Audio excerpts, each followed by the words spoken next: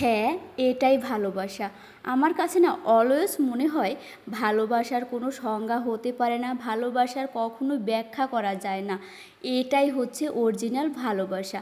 Hello সবাইকে, সবাই কেমন আছেন? আশা করি সবাই ভালো আছেন। আর আমি তো আজকে একটু বেশিই ভালো আছি।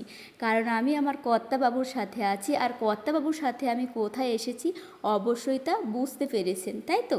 হ্যাঁ, আমি এসেছি কাচ্চি খেতে।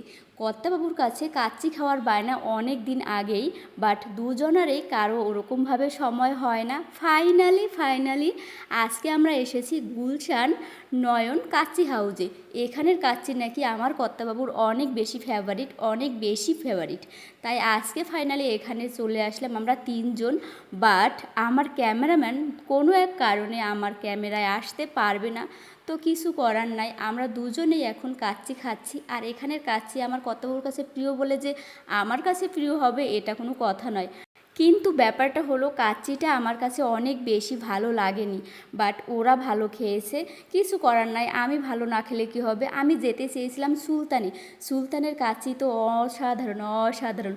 কিন্তু আমাদের হাতে না ওরকম সময় ছিল না, তাই আমরা এখানে চলে আসলাম। যেহেতু কর্তাবাবুর প্রিয় একটা জায়গা, ভালোই কর্তাবাবু আমাকে খাইয়ে দিল। হঠাৎ এমন একটা জায়গা থেকে খাইয়ে দিল, মানে শুধু মশলা খাইয়ে দিল। এত যে খারাপ লাগতেছিল না, আমার কিছু করার ছিল না। বাট কর্তাবাবু একদমই বুঝতে পারেনি। তো টাটা সবাইকে, সবাই ভালো থাকবেন, সুস্থ থাকবেন।